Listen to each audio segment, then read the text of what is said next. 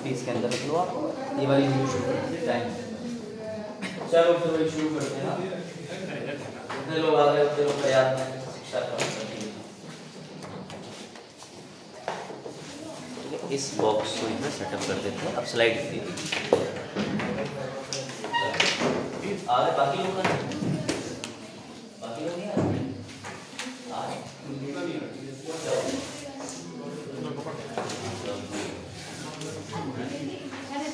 बस अटेंडेंस वगैरह हो चुकी है, सारी चीजें आप अपने आप देख लो, ठीक है मैनेज। और जो सुना लगा मैं बता जितने लोग आए बाकी आ गया है, छुट्टी पे नहीं आती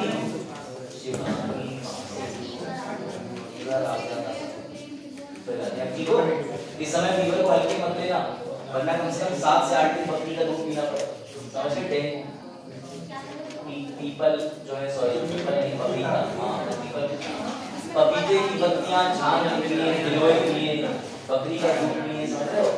ये सब चल रहा है। और बाकी डॉक्टर से दवाई अवश्य लें, चाहे कुछ भी पिए चाहे ना पिए। चरक नहीं आया, चरक 85 की हो जा रहा है। चौराहे पे खड़े थे, आवाज का तरफ तो वहां पे है नजदीक स्वास्थ्य सुधारों के एसएससी। चलो अच्छा वापस आ जाओ। कल हम लोग जब प्रेसिडेंट को कवर कर रहे थे तो हम लोगों ने बेसिकली अभी तक प्रेसिडेंट में क्या क्या टॉपिक कवर कर लिए वो मैं तुमसे क्वेश्चन की फॉर्म में पूछ लेता हूं, ठीक है?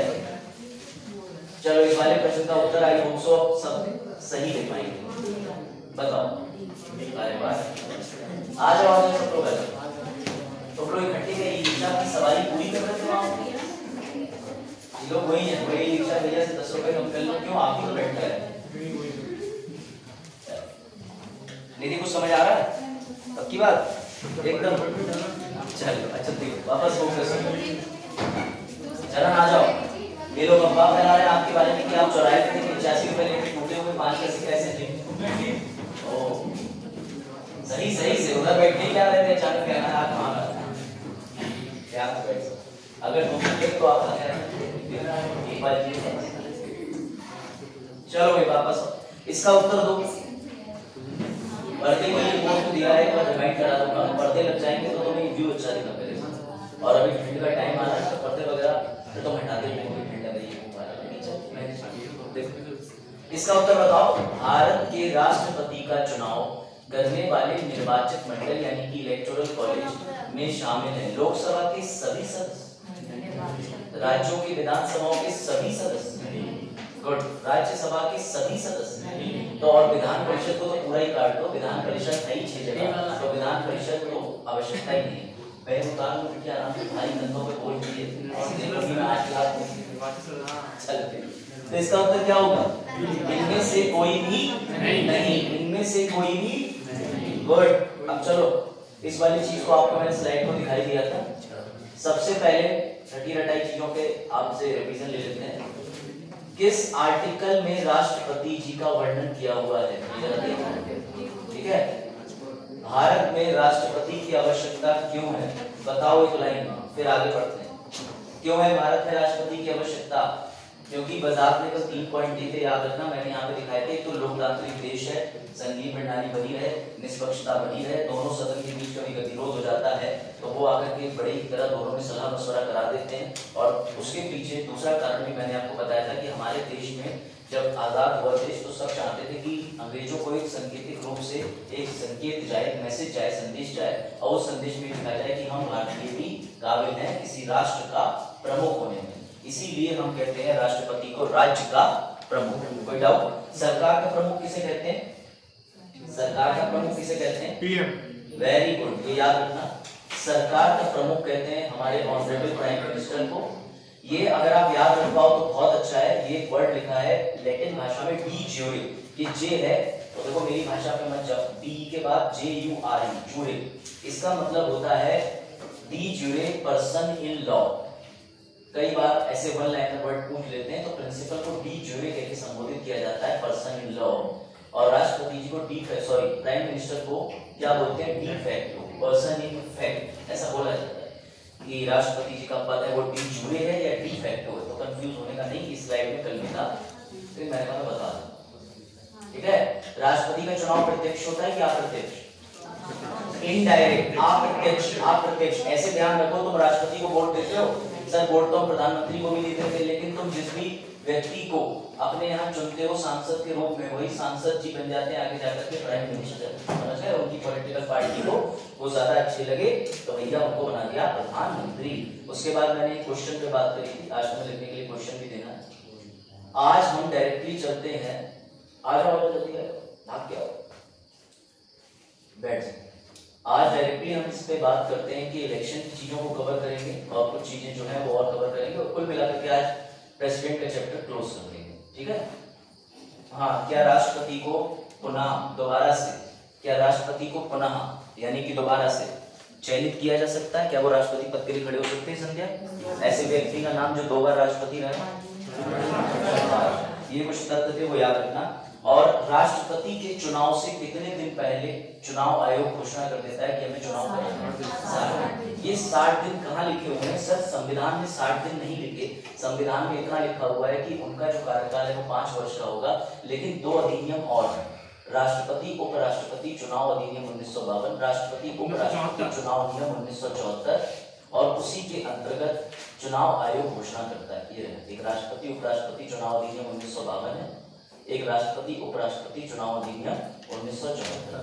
ठीक है? ये बताता है कि कैसे करके। क्या हमें ये पूरे लॉ रखने नहीं, आपको कौन सी धारा याद रखनी? धारा 4 उपधारा 3। ये उपधारा का मतलब अगर कोई धारा के अंदर क्लॉज होता है, जैसे 4 के अंदर 3, 4 के अंदर 1, 4 के अंदर 2। ठीक है? आज पहली बार आप आ जाएंगे। क्या नाम? सनी। अच्छा बैठिए, वो है मेरे नाम में। तो सनी यादव जी, कैसे आना हुआ आज आपका? मतलब वीडियो से या फिर ने कहा आ जाए, आप पढ़ाते हैं लोग बहुत अच्छे। एनरोलमेंट है? चलो कोई बात नहीं, आप क्लासेस लो, आपके एनरोलमेंट की चर्चा। नए स्टूडेंट है, पुराना तो एनरोलमेंट नहीं था, पुराने बच्चे प्रतिबंधित हैं, जो एनरोलमेंट नहीं करा है, बाकी आप तो प्लीज चलो देखो ध्यान से। क्या ये लॉ रटे? नहीं। ठीक है? अब इसके बाद आगे चलते हैं प्रेसिडेंट के चैप्टर पे। जब भी चुनाव होने को होते हैं तो भैया तुम्हारा ये जो चुनाव आयोग है, ये चुनाव आयोग इस तरीके से विज्ञप्ति निकालता है। कंफ्यूज मत होना, इस समय जो देश में राष्ट्रपति जी हैं उनकी संख्या 15वीं है, लेकिन चुनाव 16। याद रखना। और 16वें चुनाव के लिए देखो साफ साफ लिखा है कि रामनाथ कोविंद जी का कार्यकाल तो 24 जुलाई को समाप्त हो जाएगा। अब हमें चाहिए एक नए राष्ट्रपति। तो नए राष्ट्रपति के लिए कौन सा अधिनियम प्रयोग में आएगा?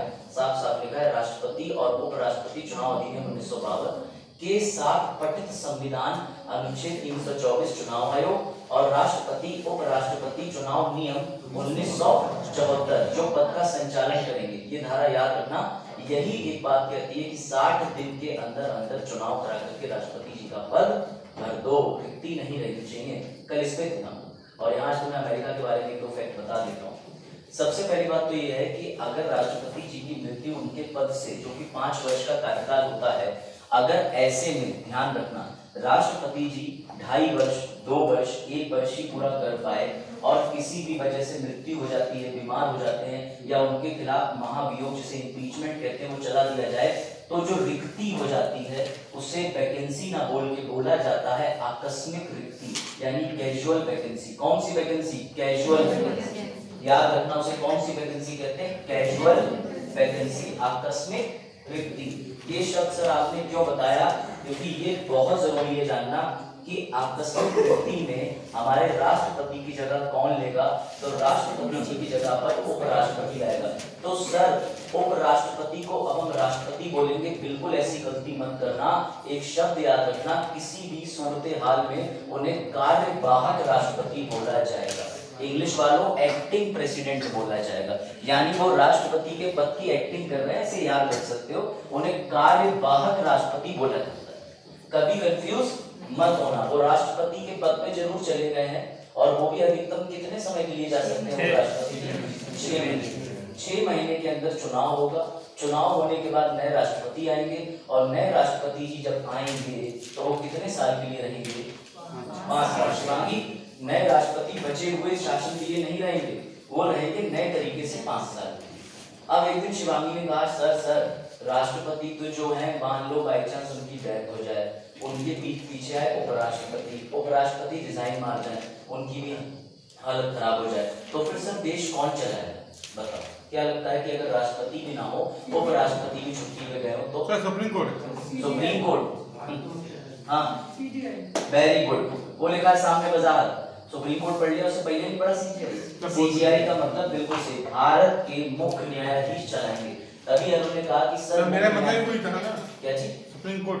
सुप्रीम कोर्ट आप नहीं कह सकते ना, सुप्रीम कोर्ट के अंदर 34 जज हैं, आपको सीधे कहना है कि उनमें जो सबसे सीनियर और मुख्य जज है यानी मुख्य न्यायाधीश। हमारे मुख्य न्यायाधीश जी इस समय वर्तमान में कौन है जरा बताओ।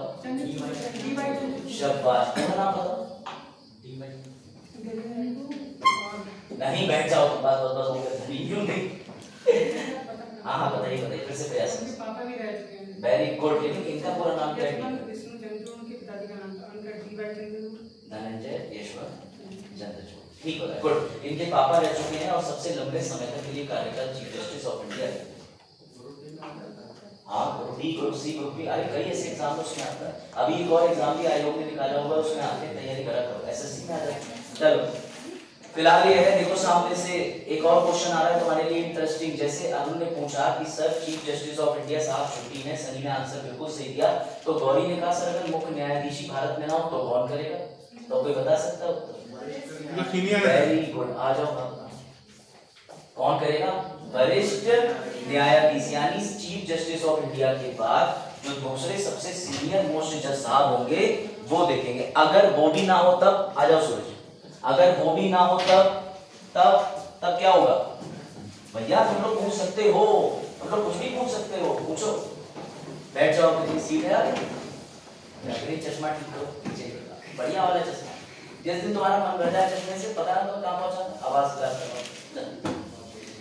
हाँ चश्मा ही करो, नहीं पता है अग्रणी के पापा मेरे पापा के दोस्त हैं और वो मेरे दोस्त हैं, तो हम तीनों बैठ जाते हैं।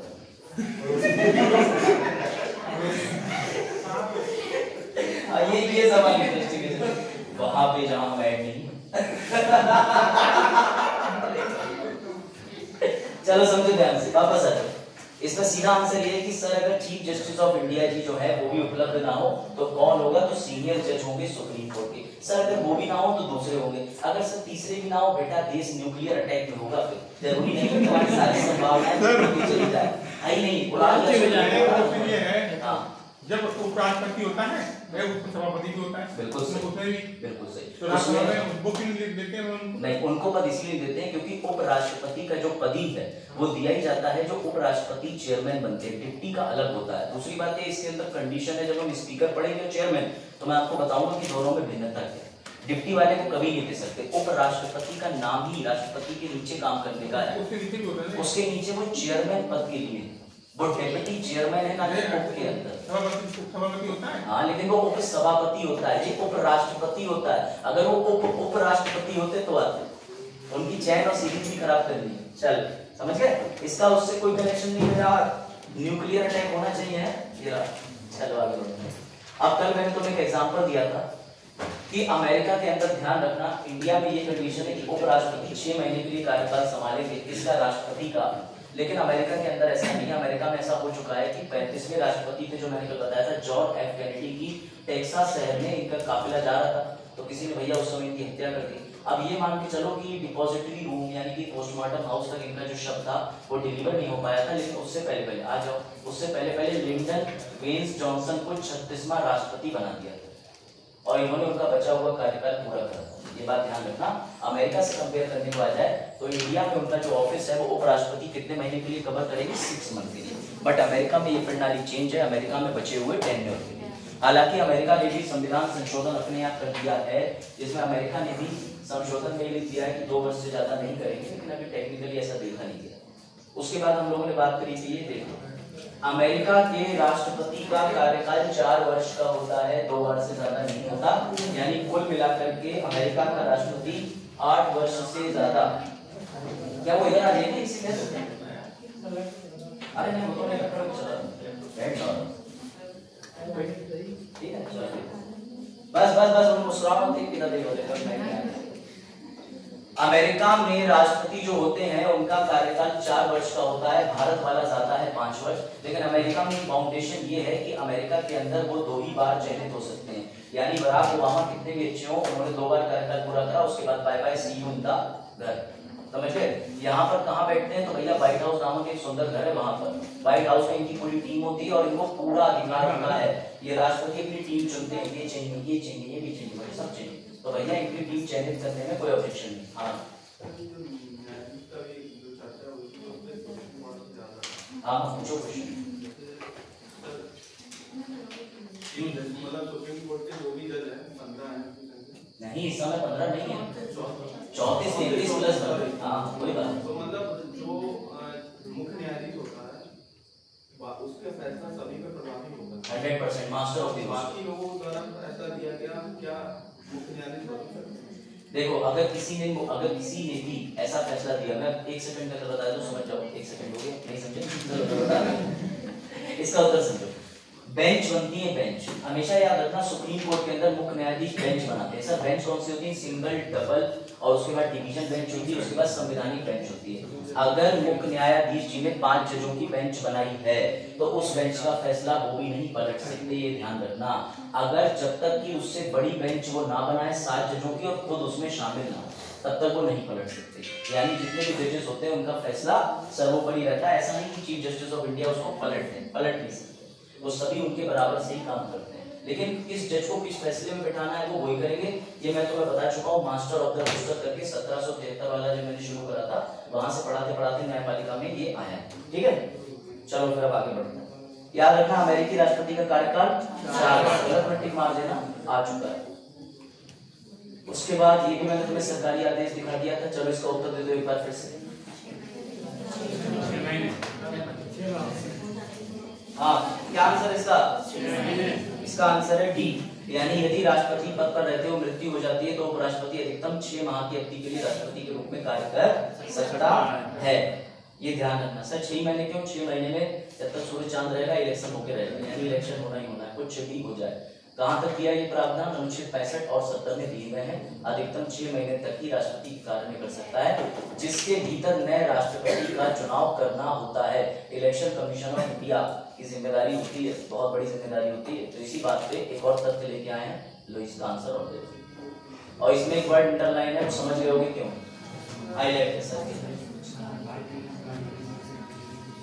कहाँ का है ये? बिहार पुलिस का है। हाँ सर कौन कौन सी परीक्षाएं की तैयारी करा दे रहा है? सारे बैच लगाऊंगा, इधर से बैच लगाऊंगा, उधर से आईएएस बैच एसएससी सब निकाल दूंगा। घटना चक्र खोलना है, घटना चक्र घटना चक्र इस वर्ड को आप घटना चक्र पे कमेंट नहीं कर सकते। पहली बात तो अलग प्रकाशन हम उसमें लेते हैं। मैं वही कौन सा घटना चक्र ज्यादा वाला? गुड, सनी और सूरज का आंसर आ गया है फर्स्ट वाला। और कोई जिससे कुछ अंदर लग रहा हो? हाँ लांशी बताओ, तुम तो नोट्स मिल गए थे तुम्हें, क्या कर रहे हैं तुम? लगी बताओ सर, नोट्स ले लिए फिर हमने उसके बाद में सेव कर लिए, फिर हमने कहा कैसे कौन सा पीडीएफ ग्रुप में यहाँ बैठ। वाह चल वाह, तुम्हारे चरण ग्रुप पीडीएफ जिसमें आप पोलिंग करते थे, जिसमें वो आपने आया दुश्मन के खट से मार दिया। नहीं तुम किसी ग्रुप में ऐड हो, उसको नहीं खेल रहा, मैं अपने वाले में कर रहा हूं, मुझे देगा मुझे खेलने देगा तुम ग्रुप से। वैसे आज मैंने ग्रुप तो बनाया, अभी लिख दूंगा। चलो देखो, भारत के निम्नलिखित मुख्य न्यायाधीशों में से किसने कुछ समय के लिए भारत में कार्यवाहक राष्ट्रपति? सनी और सूरज का आंसर ठीक है। इसका आंसर है न्यायाधीश एम हिदायतुल्लाह। ये चीफ जस्टिस ऑफ इंडिया थे 11वें। सर कैसे मान ले लो, पढ़ लो, बस थोड़े तथ्य पढ़ लो। कब से कब तक इनका काल रहा? ये तुम्हारे अभी 28-29 को पैट एग्जाम में धोखे धोखे से पूछी, कुछ बता दिए सारे यूपीएससी वाले। हाँ मैं इसे देखता हूँ, उसके लिए आपको अपना नाम बदलना पड़ेगा। चलो ठीक है, तो याद रखना आदरणीय मोहम्मद हिदायतुल्लाह भारत के 11वें मुख्य न्यायाधीश थे। इन्होंने इस काल में किया था, क्यों? क्योंकि जाकिर हुसैन साहब का निधन हो गया था और तत्कालीन उपराष्ट्रपति बीबी गिरी ने राष्ट्रपति के रूप में कार्य कर रहे थे। तो भैया एक पद तो खाली हो गया था। और उसके बाद ये भी है ना कि वो इलेक्शन के लिए चले गए थे, राष्ट्रपति के बाद तथ्य था। और चीफ जस्टिस हिदायतुल्लाह जी ने तीनों पद ग्रहण करे हैं, ये ध्यान रखना। ये मुख्य न्यायाधीश भी रहे हैं, कुछ समय के लिए राष्ट्रपति भी रहे, कार्यवाहक और उपराष्ट्रपति भी रहे। इनके बारे में तथ्य याद है, ठीक है। तो ये फैक्ट है, क्योंकि पिछली बार बच्चों को मैंने पढ़ाया था सर वो परीक्षा वाणी से भी थोड़ा करवा देते, तो मैंने कल इस बार परीक्षा वाणी भी लो, घटना चक्र लो, लूसेंट लो, जो तुम्हें किताब चाहिए खोलो। इतनी स्लाइड बनाऊंगा, इतनी स्लाइड बनाऊंगा, इधर से स्लाइड डालूंगा, उधर से कंटेंट निकालूंगा। चलो ठीक है, कति राहुल भैया कौन कर सामने कमेंट करो, तुम्हारे आदरणीय नेताजी के बारे में बात हो रही है वैसे। चलो नेता ही कौन है? देखो मोहम्मद हिदायतुल्लाह क्या चीज, स्लाइड देखिए, कार्यवाहक। ये याद रखना कि राष्ट्रपति की जगह जो उपराष्ट्रपति जाते हैं वो कार्यवाहक राष्ट्रपति बोले जाते हैं, उन्हें राष्ट्रपति बोलने का घोर अपराध मत करना, समझ रहे हो? क्योंकि तुम्हारी टर्मिनोलॉजी इधर से उधर हुई नहीं, तुम्हारे साथ गेम हो जाएगा। ये रहे इसका फोटो देख लो। सर क्यों दिखा रहे हो? एनसीईआरटी भी दिखाती है, हम भी दिखाएंगे। चलो, किसी भी राष्ट्रपति के लिए ये निम्न परिस्थितियां हैं कि वो कोई भी उपराष्ट्रपति उनके पद पर जाके कार्यवाहक राष्ट्रपति का काम करेगा। ऐसा कहाँ लिखा है? तो अनुच्छेद 65 में लिखा है। 65 में ये वर्णित है 3 चीजें और साथ में एक चौथा भी है, याद रखना। चौथा क्या है? एक तो मृत्यु, दूसरा रिजाइन कर दें अगर हमारे राष्ट्रपति जी, तीसरा निष्कासन यानी इम्पीचमेंट होता है, और चौथा अन्यथा के कारण। जैसे अगर कोई राष्ट्रपति है सपोज दैट मेंटली डिसेबल हो गए, अब वो कार्य करने में असमर्थ, ना तो मृत्यु हुई है, तो इसके अलावा मेडिकल ग्राउंड पे भी अगर वो असमर्थ है तो भी उपराष्ट्रपति 6 महीने के लिए आ जाएंगे, फिर 6 महीने में चुनाव कराएंगे, कोई दिक्कत। अगर कार्यवाहक राष्ट्रपति बजाहत राष्ट्रपति की कुर्सी पर आते हैं तो वो तनख्वाह उपराष्ट्रपति की लेंगे या राष्ट्रपति वाली तनख्वाह लेंगे? बताओ बताओ। ऐसे नहीं, हल्की हल्की नहीं, मिमियाओ मत, बताओ ऐसे नहीं। अब तो दो, या तो पता हो तो दो उत्तर, नहीं पता दो भी दो उत्तर। क्या होगा? राष्ट्रपति की तनख्वाह लेंगे उपराष्ट्रपति, या अपनी तनख्वाह लग जाए? राष्ट्रपति के सभापति वाली तनख्वाह मिलेगी।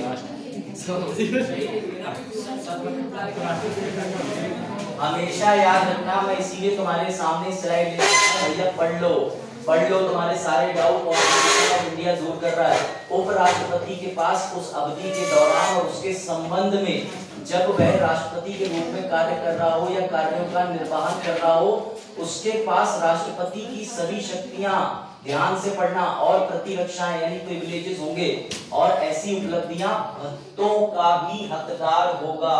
भत्ते मतलब पैसा, सैलरी, पेंशन, BMW, शक्ति साहब जो भी मिल रही है।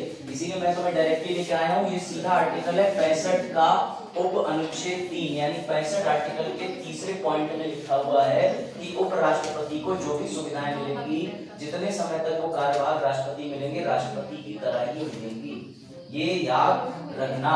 सर क्या वो अनुच्छेद 1, 2, 3 के तहत अध्यादेश जारी कर सकते हैं? जी हाँ, आर्टिकल 1, 2, 3 के तहत अध्यादेश भी जारी कर सकते हैं। क्षमा याचना दे सकते हैं अनुच्छेद 72 के तहत? हाँ। ज्वाइंट सेशन, संयुक्त बैठक करा सकते हैं? हाँ, क्योंकि साफ साफ कह रहा है कि जो भी उपलब्धि, भत्ते, जो भी चीज है मिलेगी। ये कुछ पॉइंट होते हैं जिस पे यूपीएससी क्वेश्चन बनाता है। अग्रणी क्लियर हुआ?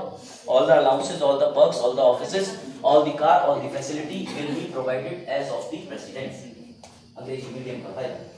चलो ये लो, देख लो अग्रणी, अगर तुमको देखना हो एब्सेंस, इलनेस और अदर कॉजेज है, ठीक है, और अगर डिसफंक्शन कर रहा है इस तरीके से। चलो याद रखना 6 माह के अंदर चुनाव होंगे और उनके कार्य की अवधि रिमाइंडर टर्म के लिए 5 साल के लिए नए जो राष्ट्रपति आएंगे चुनाव के बाद। राष्ट्रपति बने, 1 साल के लिए रहे, किसी कारण मृत्यु हो गई, 6 महीने के लिए उपराष्ट्रपति गए, क्या ये 6 महीने माइनस प्लस होंगे? नहीं, जिस दिन भी चुनाव होगा नए राष्ट्रपति वापस से 5 वर्ष के लिए रहेंगे। कोई डाउट सुनी? गुड। पुराने बच्चे कुछ देख के मन खुश हो जाता है, कुछ देखिएगा।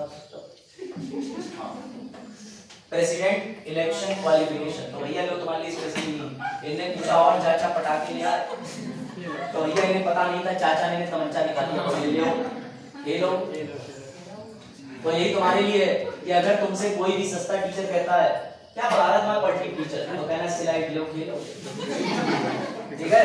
अगर तुमसे कोई भी कहे क्योंकि छलावे में ना आए, अभिषेक मिश्रा बहुत मेहनत करते हैं, लास्ट टाइम प्रोजेक्टर दी करना, तो पिछली बार भी मेहनत ऐसी मिलती, अब इस बार स्लाइड है तो छोड़ेंगे नहीं, लोगों के नोट्स खत्म हो जाते हैं 80-90 पन्नों में, एक स्लाइड 98 पन्नों में, ठीक है, ध्यान रखना इस बात को। चलो भाई इस पे आ जाओ, हाउ कैन ज्वाइन, हमको ज्वाइन कर लो, ठीक है ना। ये बोले भैया हमसे प्रतीक शुक्ला जी, मैंने कहा ना फेसबुक इंस्टा पे तो मैं आऊंगा ही, जिस दिन उस पे आ गया उस दिन देश संकट में आ जाए। उसके अलावा टेलीग्राम पे आज तो मैं ऑफिशियल लिंक में शेयर कर दूंगा ग्रुप एसबी की रिलेटेड, ठीक है, बट वेरी प्राइवेट, और उसकी टैगलाइन ये है, इधर उधर करने पर क्लियरली ब्लॉक मेंशन कर दिया जाएगा, ये उसकी टैगलाइन, ध्यान से सहना उसमें, ठीक है। उसमें वही लोग जोड़े जाएंगे जिन पे ट्रस्टवर्थी रिलेशनशिप कायम है, ठीक है। उसके अलावा ज्यादा बोलने की आवश्यकता नहीं है, भैया बस पूछ रहे हैं अनुच्छेद 52 में क्या है, ठीक है। अनुच्छेद 52 में क्या है बताओ? राष्ट्रपति, राष्ट्रपिता वाले मत है, कोई राष्ट्रपिता मत बोलना। वो गांधी जी को उपाधि दी गई थी राष्ट्रपति, and don't be also Shashi Tharoor ji जो राष्ट्रपति को राष्ट्रपति कह गए थे, बाद में उन्होंने क्षमा मांगी थी, समझ रहे हो? तो भैया ऐसे नाम नहीं, बाल जीवन भुट्टी ने। चलो भाई अब बात कर लेते हैं इस पे, राष्ट्रपति की योग्यता क्या होती है। तो पहले तुम्हारे लिए सुनहरा नहीं, बहुत तकलीफ होती है जब आप योग्य हो और लोग आपकी योग्यता समझ गए। तो आज हम बात करने वाले हैं योग्यता की। मुबारक हो राष्ट्रपति जी की निम्न योग्यता है। जैसे लड़की की शादी होनी है तो कहते हैं लड़का करता क्या है, ऐसी देश में राष्ट्रपति चयनित होना है तो लड़का करता क्या है। पहले तो लड़का 35 साल का, उसके बाद लड़का लोकसभा में सदस्य चुने जाने योग्य। 35 साल का लड़का होता है ना कि नहीं होता है? कि तुम्हारी नजर में श्रेणी अलग है। 35 के चाचा होते हैं, 37 के पापा, 40 का भी होता है। तुमने 40 का कौन दे दिया? बेटिया बहुत पहले जा रही हो तुम। 40 वालों को घर वाले निकाल दे, तुमको टेंशन हम तो 22 के ही हैं। चल वजाहत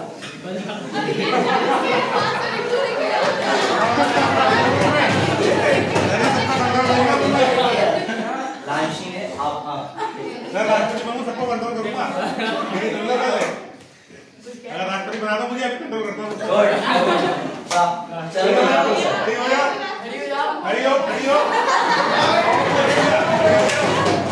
वेरी गुड। चलो देखो मजाक और लांशी और सब बैठे हो गया। अभी आप फोकस कर लो तुम लोग, ताकि सो ना नींद इसलिए आई थी, पर अब की बार तुम सो तो रही हो और ज्यादा एक्टिव होकर बैठे हो। आज मौका चिंता बस बस वो मतलब मेरे लिए तो सिस्टर है, तुम्हारे लिए भी सिस्टर तुल्य है।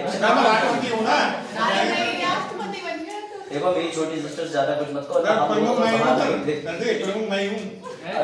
आप प्रमुख बन। चलो मजाक कोई बात नहीं, आप आगे योग्यताएं पढ़ो, उसमें से काम है। अब देखो आप ध्यान से सुनना, तुम्हें इसे ऐसे याद रखना है कि भैया यूपीएससी को पता चल गया कि तुम्हें 32 साल 6 अटेम्प्ट जनरल श्रेणी में दे देंगे, तो 32 वाले तो निकल पड़े इस राह पे जनरल के। बोले आप बस कुछ नहीं, राष्ट्रपति बनेंगे, सीधे राज्य को चलाएंगे, ऑर्डिनेंस लाएंगे और फिर नियम बदल देंगे। और फिलहाल ये बात याद रखना, राष्ट्रपति बनने के लिए न्यूनतम आयु 35 वर्ष पूरी होनी चाहिए। सर कोई फॉर्म आता है ऑनलाइन जिसको भरा जाता हो? नहीं। जब तुम अप्लाई करते हो तो तुम्हारी एज तुम्हारे वैलिड डॉक्यूमेंट से चेक होती है। अभी पूरी प्रक्रिया आगे कवर करेंगे। दूसरा ये जो लाइन है सेकंड वाली, दैट इज वेरी जटिल लाइन, इसको याद रखना बेटा। लोकसभा के सदस्य के रूप में चुने जाने योग्य, नॉट मेंबर ऑफ लोकसभा। राष्ट्रपति लोकसभा के मेंबर ना हो, लेकिन लोकसभा के सदस्य के रूप में जो भी कंडीशन चाहिए अग्रणी वो फुलफिल करते हो। बात आई समझ में कि नहीं? तीसरा, उन्होंने कोई लाभ का पद ना ग्रहण किया हो। कौन बता सकता है ये लाभ का पद क्या है? अच्छा चलो मैं तुम्हें एक कंडीशन देता हूँ। एक व्यक्ति है वो अपने यहीं पे उपाधि में प्रोफेसर, एग्जाम्पल प्रोफेसर होने के साथ साथ उन्होंने राष्ट्रपति पद के लिए अपना नामांकन दिया, उसके बाद वो चयनित हो गए, राष्ट्रपति बन गए, लेकिन आज भी वो प्रोफेसर बन के बच्चों को पढ़ाने जाते हैं, सरकारी तनख्वाह ले रहे। कैसे? तुम्हारा डाउट दूर करूंगा, बताओ कैसे? क्योंकि अभी सबने एक सुर में कहा कि भैया सरकारी नहीं होना चाहिए। मेरी लोकल पिछले साल के बच्चे एक्टिव में, उनका जवाब आया, पंजाब सुनना, आप भी सुनना। लाभ का पद का विशेष मतलब ये है, ऐसा हो चुका है, आज केस स्टडी करना honourable ex prime minister Manmohan Singh की। मनमोहन सिंह पंजाब हरियाणा यूनिवर्सिटी में लेक्चर देने जाते थे पीएम होने के साथ, क्योंकि लाभ के पद की स्थिति उन पे भी लागू होती है। लाभ के पद का मतलब होता है कि अगर तुमने गवर्नमेंट का कोई ऐसा ऑफिस होल्ड कर रखा है जिसमें राज्य सरकार से तुम प्रभावित होते हो, जैसे तुम मान के चलो नीति आयोग के अंदर चेयरपर्सन, अब तुम ऑफिस ऑफ पद ग्रहण कर रहे हो क्योंकि उसमें तुम्हें किसी सरकार से प्रभावित हो सकते हो। तुम अपने राज्य के अंदर किसी विधि आयोग के सदस्य हो, तुम अपने राज्य के अंदर प्लानिंग कमीशन जो कि खत्म हो गया, प्लानिंग कमीशन के अंदर रहते, तुम अपने राज्य के अंदर कोई भी ऐसे पद पर हो जिसमें सरकार से प्रभावित हो सकते हो, तो वो तुम्हें छोड़ के आना पड़ेगा। लेकिन अगर आप प्रोफेसर तो आप पूरे समाज को आगे ले जा रहे हैं, शिक्षा दे रहे हैं। आप आईआईटी में प्रोफेसर हैं, आप राष्ट्रपति होते हुए रहिए। अब्दुल कलाम आजाद जाते थे, क्यों जाते थे? उन्होंने सबसे पहले अपना ड्यूरेशन चालू रखा पढ़ाने का, फिर उन्होंने लगा कि व्यस्तता के चलते मुझे भैया मिसाइल मैन ऑफ इंडिया है, देश को आगे ले जाना है, तो पूरी तरीके से डेडिकेटेड हो गए। लेकिन उनका प्राइम फेस यही था, वो जाते थे लेक्चर डिलीवर करने। इसमें आप मनमोहन सिंह की केस स्टडी पढ़ना, यानी लाभ का पद का ये बिल्कुल अर्थ नहीं है कि सिर्फ सरकारी नौकरी को होना, सरकार के लिए काम करने वाली सरकारी नौकरी को होना वो आपके लिए प्रतिबंधित है। कोई लाभ का पद, ठीक है। अब इसकी एक ट्रिक बनाइए, चलो देखते हैं तुम्हें पसंद आती है कि नहीं। ये लो, ये पकड़ो, एक पिक्चर आई थी, देखी किसी ने? देखिए देखिए, तो ये लो, ये ट्रिक रही 35 LOC, याद रखिए। राष्ट्रपति की योग्यताओं के लिए ट्रिक है 35 LOC। लोकसभा के मेंबर की योग्यता होनी चाहिए, लोकसभा का सदस्य ना हो, ऑफिस ऑफ प्रॉफिट यानी O से लाभ का पद, और C से सिटीजन ऑफ इंडिया नागरिक। ये 35 क्या है सर? 35 साल आयु की बात है, तो 35 LOC आता है, ठीक है। कोई डाउट? बता दो, रिपीट करो पीछे, हो गया डाउट? LOC लोकसभा वाले सदस्य की योग्यता, लोकसभा सदस्य होना नहीं है, आ रहा है समझ में? क्या नाम है? बढ़िया आगे बाजार 35 LOC क्या है सर? 35 माने आयु, लोग माने योग्यता, बिल्कुल, वो माने लाभ का पद, हाँ, सिटीजन इंडिया नागरिक। चलो ठीक है, याद रहेगा आपको। लाइन ऑफ कंट्रोल ट्रिक है, तो बजाज इज लाइक, ओ ठीक है, याद देखो तो मैंने इतना सम्मान, हाँ इतना छोटा इसलिए बजाज सामने ही हो तो ठीक है, आप पीछे, आप छोटे। चलो सर, आपने योग्यता तो बता दी, लेकिन आप डिस्क्वालिफिकेशन भी बताइए कि अयोग्यताएं भी तो कुछ होंगी। कितने लोग मानते हैं कि इस पद के लिए अयोग्यताएं? यूपीएससी ने जब जब ये क्वेश्चन बनाया है तब तब व्यक्ति फंसा है, और अब नहीं फंसोगे, तो क्लियर कर दे रहा हूँ।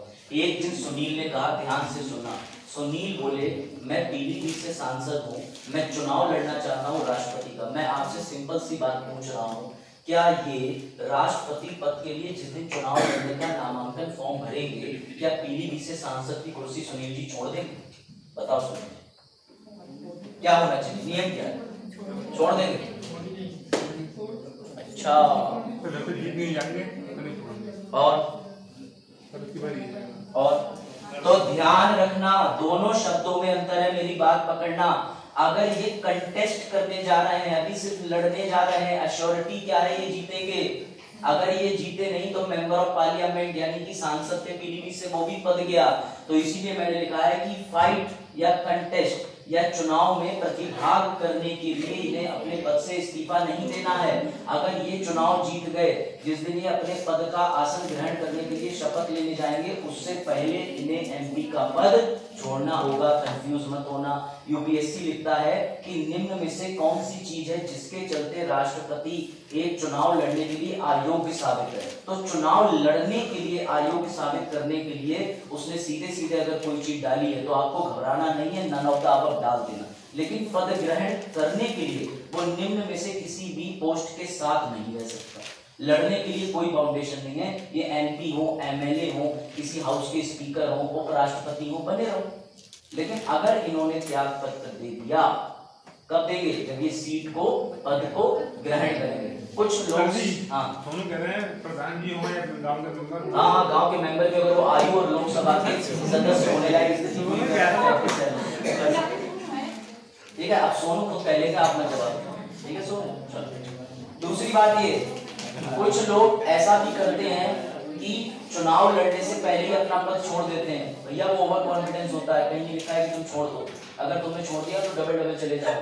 किसी ने नहीं कहा, तो याद रखना उन पे कोई चीज रोक नहीं लगाती है। उसके बाद ये ध्यान रखना, जिस दिन वो अपना ऑफिस ज्वाइन करेंगे उस दिन आपको सारे पद जितने भी आपने पूर्व में ले रखे हैं त्यागने और छोड़ने पड़ेंगे। उस दिन सुनील कुमार जी एमपी भी नहीं रह सकते और राष्ट्रपति भी हो जाए, ऐसा नहीं कर सकते। कोई डाउट? उस दिन मेरे दोनों में से एक ही सीट चुननी होगी, जो कि क्लियर है कि राष्ट्रपति चुनेंगे। समझ रहे हो? क्यों सुनील जी, या एमपी तो नहीं बने रहो? लेने जाएंगे नहीं सर, आईएएस के बाद। चलो ये लोग सही कहाँ लिखी? यहाँ लिखी 59 के अंदर लिखी हुई है, क्योंकि जितनी भी डिस्क्वालिफिकेशन यानी अयोग्यता है उसका भी वर्णन किया है।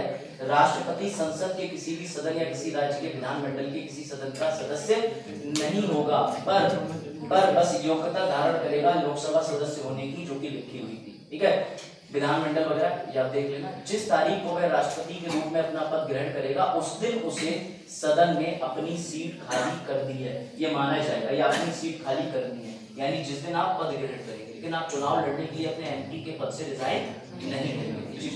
आर्टिकल कह रहा है कोई लाभ का पद धारण नहीं करेंगे, ठीक है। राष्ट्रपति अपने आधिकारिक आवासों के उपयोग के लिए किराए का भुगतान बिना हकदार होंगे, और ऐसी परिलब्धियां यानी जो भी उनको उपाधि मिलती है, प्रिविलेजेस मिलते हैं, फायदे मिलते हैं, जो भी निर्धारित किए गए संविधान के प्रावधानों द्वारा सबके हकदार होंगे। कुछ भी हो जाए देश के अंदर, आमतौर पर उनके भत्ते कम नहीं किए जाते जब तक वित्तीय आपातकाल की स्थिति नहीं बनती। ये जब हम आपातकाल पढ़ेंगे तब बताऊंगा। तो आर्टिकल 59 में सारी कंडीशन दी हुई है, यहाँ कहीं ये लिखा ही नहीं है कि तुम्हें रिजाइन मारना है चुनाव लड़ने के लिए, साफ साफ लिखा है तुम्हें रिजाइन मारना है जब तक पद ग्रहण। कोई डाउट? मैंने तुम्हें कॉन्स्टिट्यूशन सीधा यहाँ पढ़ के दिखाया है ताकि तुम जो कॉन्स्टिट्यूशन का डायरेक्ट आता है जिसमें 395 अनुच्छेद है, कभी जीवन में खोल लो तो तुम्हें ये ना लगे ये किताब जानी पहचानी नहीं, तुम्हें सारी चीजें उसमें लिखी हुई मिल जाएगी। तो सर वो खरीद ले नहीं। अब आओ चुनाव की रीति पढ़ते हैं। सर आखिर राष्ट्रपति का चुनाव अप्रत्यक्ष तो होता है, लेकिन वो होता कैसे? तो राष्ट्रपति का चुनाव हम समझेंगे तो हम राज्यसभा के जितने लोग हैं, जितने सदस्य होते हैं, उनका चुनाव अपने आप तुम्हें क्लियर हो जाएगा, क्योंकि राष्ट्रपति और राज्यसभा के चुनाव जो है वो एक ही तरीके से होता है। कैसे होता है वो भी हम सिस्टम देखेंगे, पर अनुच्छेद 55 है जो बात करता है कि manner of conducting election of president, यानी कि राष्ट्रपति के चुनाव की रीति क्या है, तरीका क्या है, कैसे राष्ट्रपति का चुनाव होता है। सर ये हमने अलग से आर्टिकल क्यों डाल रखा है 55? बेटा राष्ट्रपति संवैधानिक पद है, संविधान ने खुद ही बता रखा है कि हमें व्यवस्था करके देंगे, इधर से हम व्यक्ति डालेंगे, उधर से राष्ट्रपति निकालेंगे, समझ गए? तो राष्ट्रपति जी चुनाव जिताओ योजना के तहत अनुच्छेद 55 में दिया हुआ है कि भैया जहां तक संभव हो राष्ट्रपति के कागज मिल जाना आपको, कराइए फोटो ले लीजिएगा लौट के। जहां तक संभव हो राष्ट्रपति के, अच्छा लेके जाएंगे, जहां तक संभव हो राष्ट्रपति के चुनाव में विभिन्न राज्यों के प्रतिनिधि। अब ये जो सारी सामने चीजें लिखी है ना स्लाइड में, अभी तो मेरी सारी चीजें स्लाइड में समझ नहीं आएंगी जब तक मैं इन्हें 5 भागों में तोड़ नहीं देता। सर क्यों तोड़ देंगे? क्योंकि बेटा तुम्हारा सीसेट कमजोर है, ये लिखा हुआ है 1000 के गुणज होंगे, तो तुम कहोगे सर क्या गुणज होंगे, इसलिए मैंने तुम्हारे लिए काम आसान कर दिया है। उससे पहले बस एक चीज पढ़ लो जो तुम्हारे लिए जरूरी है, याद रखना 1971 की जनगणना के आधार पर जितनी भी लोकसभा राज्यसभा की सीटें हैं वो फिक्स कर दी गई ताकि राष्ट्रपति का चुनाव आसानी से हो जाए। संविधान में 84वां संशोधन किया गया था 2001 में, जिसमें साफ कह दिया गया कि राष्ट्रपति के चुनाव तक जो भी एमपी एमएलए के वोट की संख्या है, जनसंख्या है, वो 2026 तक हमने लॉक कर दी है, और 2031 के बाद जब भी पहली जनगणना होगी उसका जो आंकड़ा आएगा उससे लोकसभा राज्यसभा की सीटें बढ़ जाएंगी, इसीलिए सेंट्रल रजिस्टर बनाया गया। ये आंसर है 84वां संविधान संशोधन, ये उसी अनुच्छेद 55 में दिया हुआ है। आर्टिकल 55 में अग्रणी मेंशन है कि राष्ट्रपति के इलेक्शन में आप देखती हो कि सीट जो है वो फिक्स क्यों है, क्योंकि उन्होंने फिक्स कर रखी।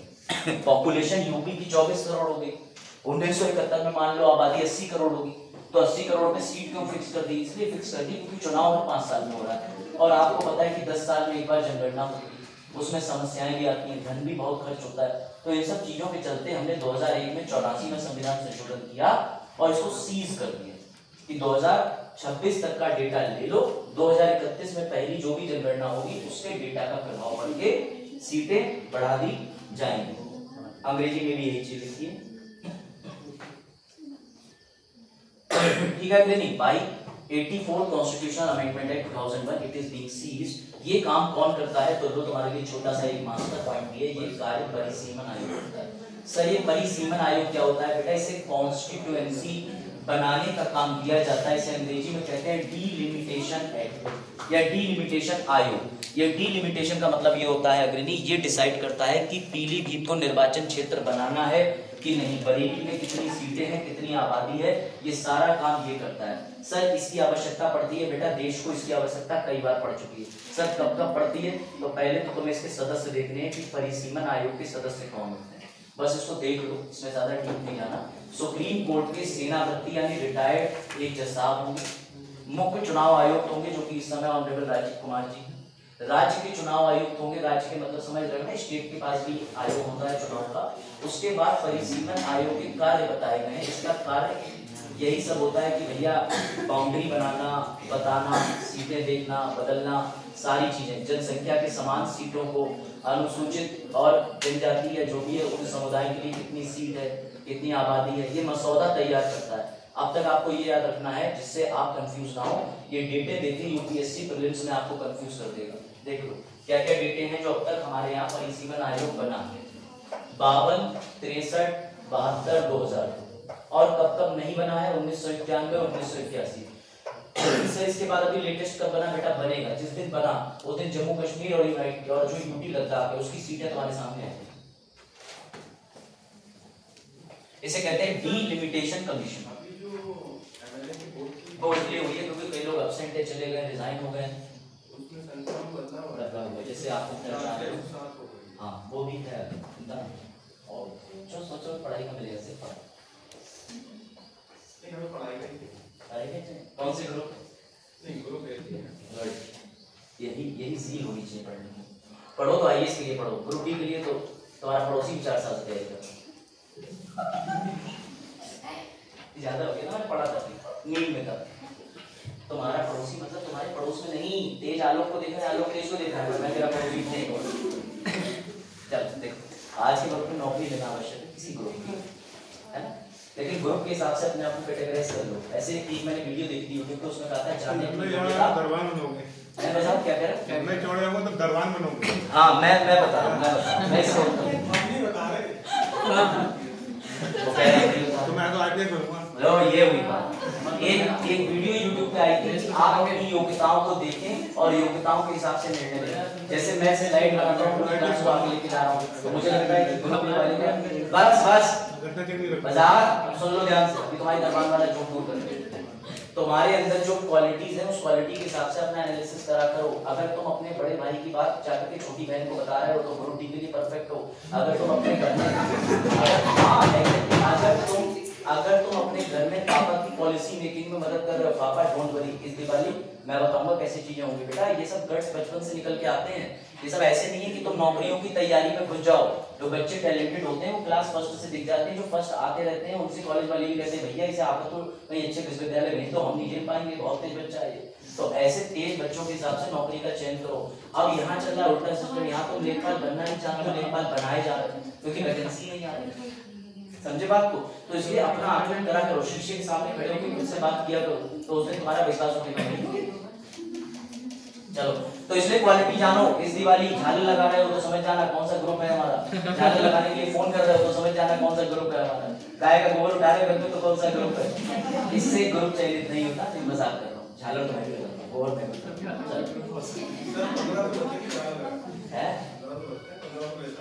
ये वैज्ञानिक केंद्र की तरफ जा। अरे तुम तो छोड़ो ये दादा आदमी, तुम्हारा क्या हमारे जैसे लोग। देखो भाई वजाहत, परिसीमन की समस्या देख लेना।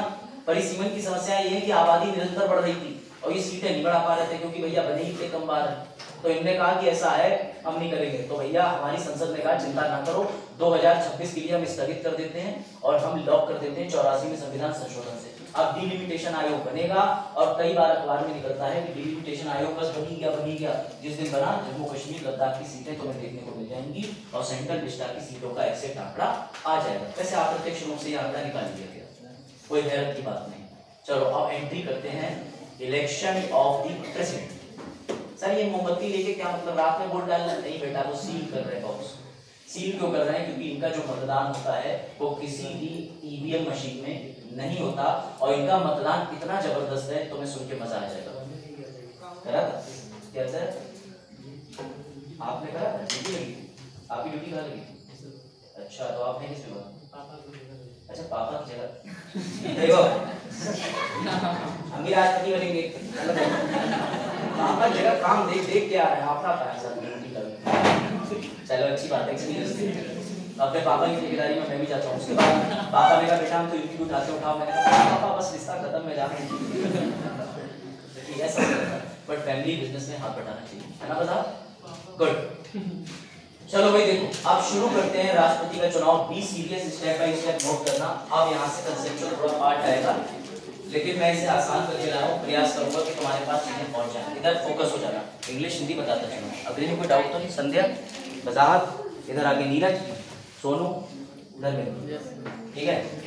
और बाकी चलो देखो प्रेसिडेंट इलेक्शन के लिए आपको सबको मैंने बताया था कि इलेक्टोरल कॉलेज बनता है। सर कौन सा विश्वविद्यालय इसकी कॉलेज की पढ़ाई कराता है? बेटा इसे कॉलेज कहा जाता है, क्योंकि कॉलेज का अर्थ सिर्फ विद्यालय नहीं होता, कॉलेज का मतलब सिर्फ स्कूल यूनिवर्सिटी नहीं होता, इसका मतलब मंडल होता है, इसे निर्वाचक मंडल कहते हैं। इलेक्टोरल कॉलेज यानी राष्ट्रपति के लिए चुनाव आयोग एक अलग से इलेक्टोरल कॉलेज की व्यवस्था करके देता है कि ये लोग राष्ट्रपति के चुनाव में वोट डालेंगे। सर कौन कौन लोग डालेंगे? ये मैंने कल इस पे क्वेश्चन कराया है सॉल्व, तो अभी आगे दोबारा आएगा। सबसे पहले एक दिन वजाहत को विचार आया कि मैं बनूंगा देश का राष्ट्रपति। आज से 20 साल बाद, वजाहत 35 के कब हो रहे? 15 साल 20 साल मान के चलो वजाहत 35 वर्ष के हो गए। ये लोकसभा का चुनाव लड़ने लायक सारी कंडीशन पूरी कर ली, ये भारत के नागरिक भी हैं, इनके पास कोई लाभ का पद नहीं है। वजाहत ने, सुन लो बेटा सुन लो, इन्हें नहीं पता, इन्हें पता होता तुमसे बात कर रही थी। तो वजाहत एक दिन जाएंगे दिल्ली में कार्यालय में, सर कौन से? संसद के कार्यालय में, क्योंकि राष्ट्रपति जी का पद पूरा होने वाला है, 5 वर्ष का चुनाव होने वाले हैं। वजाहत एक लेटर लेंगे, उसे बोलेंगे NL देना, तो वो कहेंगे NL मतलब बेटा नामांकन पत्र, नॉमिनेशन लेटर। इसमें वजाहत जी भरेंगे अपना नाम, अपना एड्रेस, अपनी संपत्ति। ये ध्यान रखना, संपत्ति। इनफैक्ट कई बार ऐसे खुलासे भी इन चीजों में हो जाते हैं जो नहीं होना चाहिए। अगर आपकी 2 शादियां हैं, आपकी 3 शादियां हैं, आपकी उनकी कितनी शादियां हैं, ये सब चीजें भी कई बार इसमें डाली जाती हैं। राष्ट्र सुरक्षा का मामला होता है, राष्ट्रपति को अपनी हर तरीके की आय जो उनसे संबंधित होती है वो बतानी पड़ेगी। दीपिका के बराबर में बाहर ना देखो क्या हुआ, इधर इधर कहाँ कोई भी हो, टेंशन, चुनाव लड़ने ना राष्ट्रपति। चलो देखो, अब राष्ट्रपति चुनाव के लिए जैसी वजाहत गए तो वजाहत को एक धमकी आ गई। बोले क्या धमकी? बोले वजाहत तुम्हारे फेवर में पहले 50 लोग लेके आओ।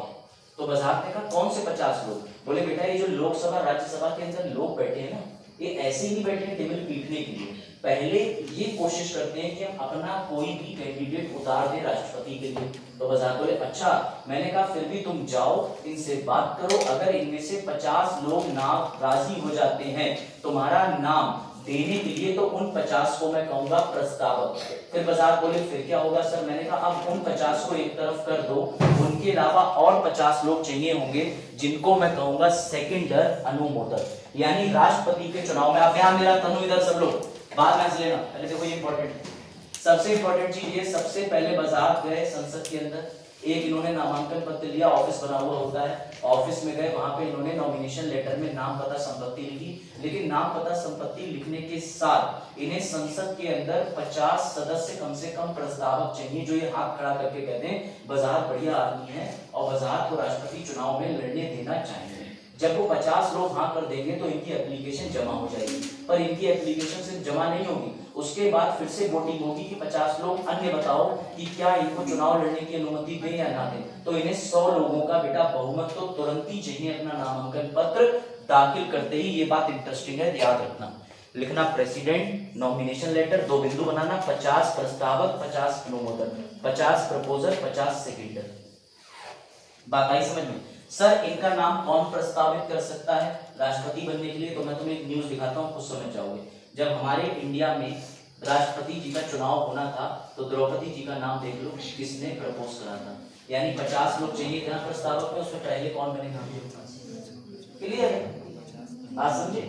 यानी कि अब मोदी जी क्यों बने? क्योंकि ये लोकसभा राज्यसभा के अंदर है, सदस्य हैं, तो हमें लोकसभा राज्यसभा से ही कोई ना कोई सदस्य चाहिए होता है। पहले 50 प्रस्तावक चाहिए, दूसरे चाहिए अनुमोदक, प्रपोजर और सेकेंडर। सर क्यों चाहिए? क्योंकि बेटा ये बात मैं नहीं कह रहा, ये बात कह रहे हैं तुम्हारे आदरणीय इलेक्शन कमीशन जी ने, पढ़ लो सारी सारी बात। राष्ट्रपति चुनाव से पहले चुनाव आयोग ने स्पष्ट किया है कि सभी संभावित उम्मीदवारों को प्रस्तावक के रूप में 50 निर्वाचक और अनुमोदकों के रूप में 50 अन्य की आवश्यकता होगी। अगर तुम 100 लोग ही राज्यसभा लोकसभा जोड़ के नहीं ला पा रहे हो तो तुम काय बात के प्रेसिडेंट हो?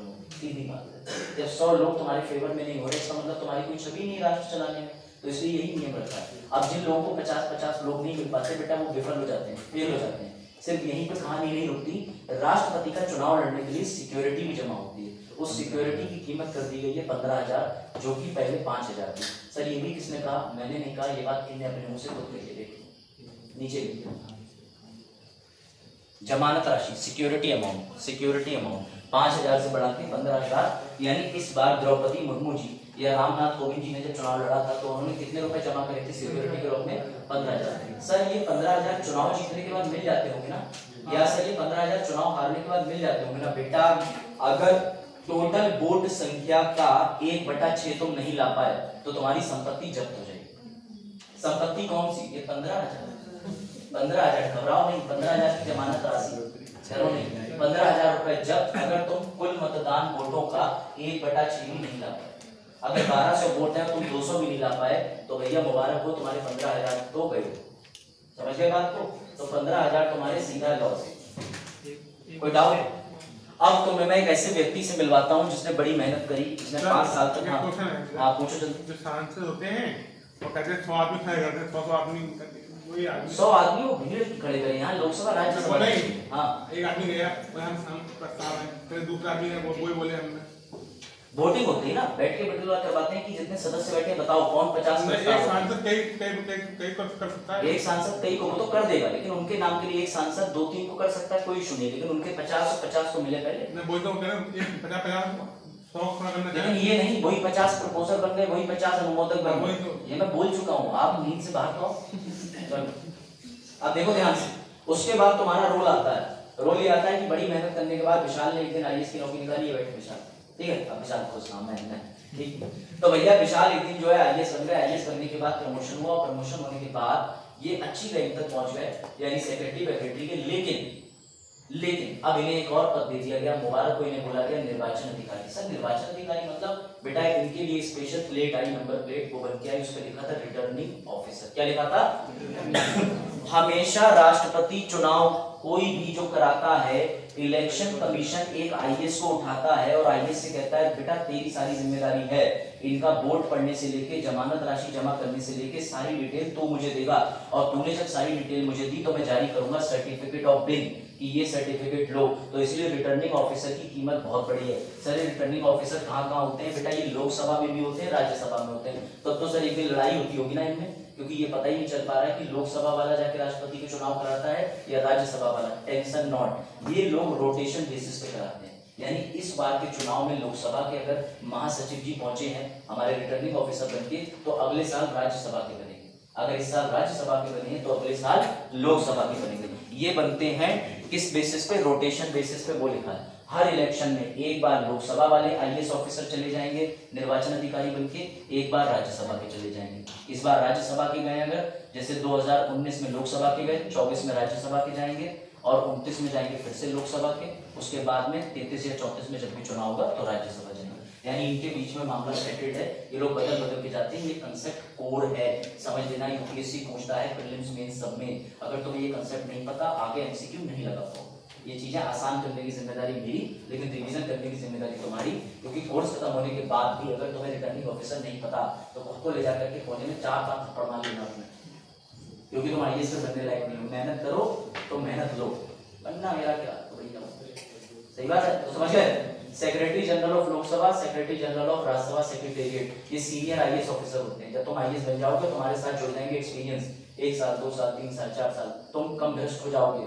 कम भ्रष्ट का मतलब कोई भ्रष्टाचार नहीं करोगे कहीं से कहीं तक। प्यार मोहब्बत वाला भी नहीं। प्यार मोहब्बत वाला के साथ लोग अरे डीएम साहब रख लो 10,000 मिटाइए, बेटा तुम ऐसी चीजों को भी मना करना शुरू कर दोगे तो तुम्हें यहाँ तक पहुंचने का मौका मिलता है। सर बाकी लोग मना करते हैं क्या? हाँ ये लोग।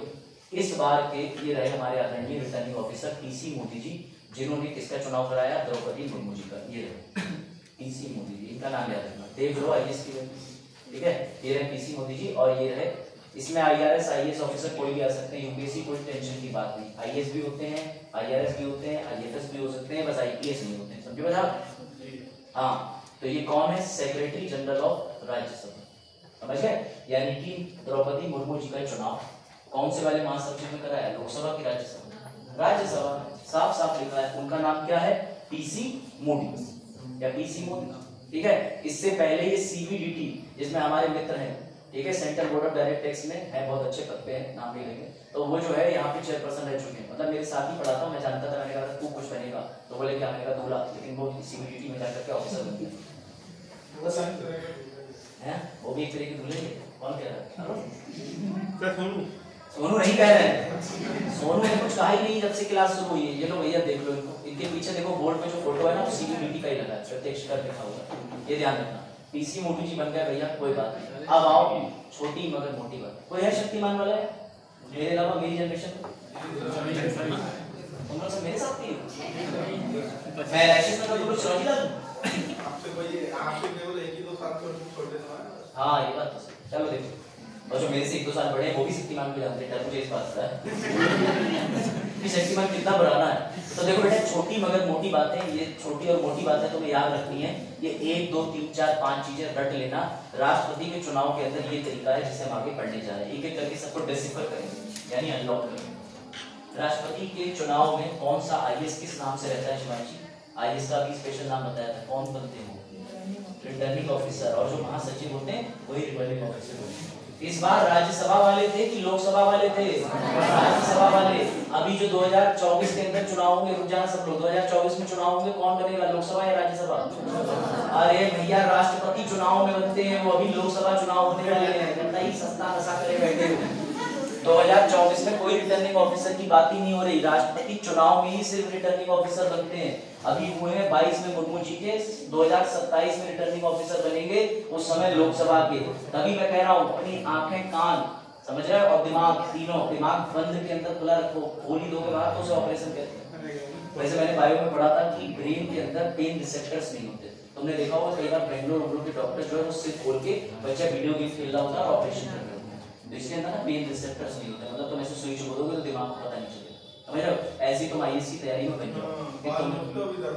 बाल तुम्हारे दिमाग से चिपके बाल स्कैन हे भगवान, बायो पढ़ो आज तुम, सेरिब्रल को पहले कर रहे डायग्राम लेके आऊंगा।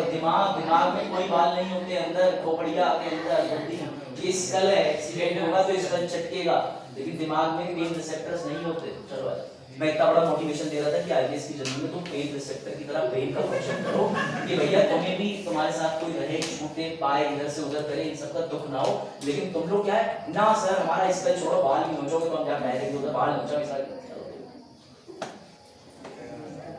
समझो भैया, समझो। देखो इधर सामने, डोंट बी अ बबल कि तुम्हें कोई आसानी से पकड़ के फोड़ दे दिया हथौड़ा, इसके पड़ जाओ काम हो जाए। प्रेसिडेंट इलेक्शन इनडायरेक्ट और वाले है ना, मार्वल एवेंजर्स वाले हैं, नहीं है खाली हम और आलोकी मार्वल फैन है। और कोई नहीं, आयरन मैन वगैरह भी देखेंगे तो Iron Man, Batman, Superman, Shaktimaan, Avenger, उसके अलावा और भी है गार्डियंस ऑफ द गैलेक्सी करके है, सब देखें। बस यही इसी वजह से तुम्हारे सिलेक्शन हो रहे हैं। सब पिक्चर याद है पिक्चर ही याद है, सिर्फ अभी ये नहीं याद आ रहा है। रिटर्निंग ऑफिसर 2024 में आएगा, राष्ट्रपति चुनाव हो रहे हैं 24 में, क्यों सर? हो सकता है राष्ट्रपति के संग में होनी हो जाए। इतने पॉजिटिव लोग। तो देखो, राष्ट्रपति का चुनाव अग्रणी कैसा होता है, डायरेक्ट, इनडायरेक्ट? संध्या कौन कराता है चुनाव? Election commission. लेकिन उसके लिए क्या बनाता है वो? Electoral college. कौन से कॉलेज में एडमिशन लोगे तुम? देखो हंस रही, इलेक्टोरल कॉलेज में एडमिशन मत लेना। ये भैया, ये जो कॉलेज होता है ये राष्ट्रपति के चुनाव कराने का कॉलेज होता है। इसे रट लेना, समझ लेना, ध्यान रखना। अगली बात यह है कि इनका जो वोट होता है उससे पहले जान लेना कि जो रिप्रेजेंटेशन है एमएलए एमपीस का, उसको बोलते हैं अनुपातिक प्रतिनिधित्व, यानी प्रोपोर्शनल रिप्रेजेंटेशन।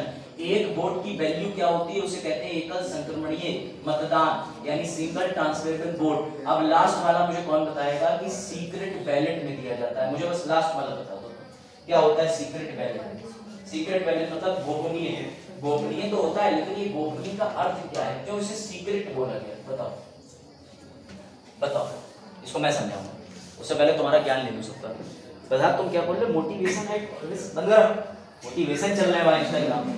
हमारा वोट किसे गया ये पता नहीं चलता। हमारा वोट किसे गया ये पता नहीं चलता। अच्छा, लेकिन ऐसा क्यों? आंसर की ऐसा इसलिए है कि इसमें विपक्ष भी अपना वोट डालता है। Very good, excellent answer. Clap करो।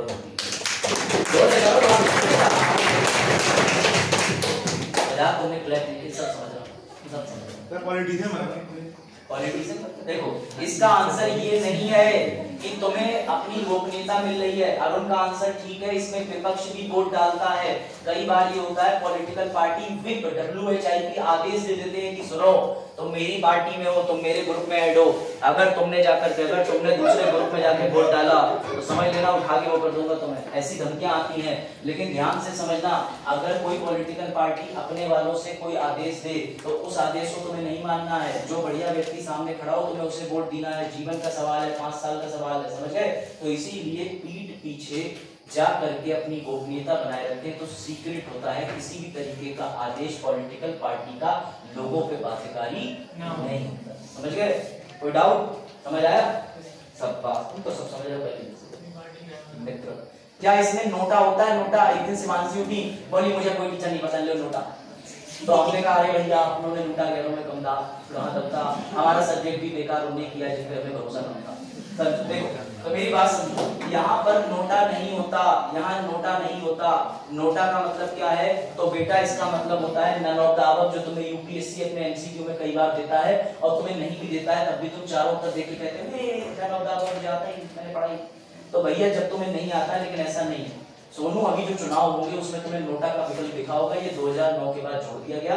लोगों का मानना था कि जो लिस्ट है नेताओं की जरूरी है वोट दें, तुम तो हमें बाध्यकारी बना रहे हो कि डब्बे के पास पहुंचो बटन दबाओ, हम नहीं बटन दबाना चाहते, तो उसके लिए नोटा डाल दिया था 2009 में। इसका मतलब होता है none of the above, Hindi में उपयुक्त में से कोई नहीं, ये एक विकल्प के रूप में प्रदान किया गया। लेकिन राष्ट्रपति के चुनाव में ये नहीं होता है।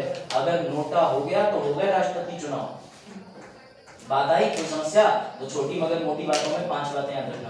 सर ये हमें याद नहीं हो पाया, 4 है 5, अपनी उंगलियां लो, इस थप्पड़ मारो ऊपर चल जाएगा, 5 उंगलियां 5 याद रखना।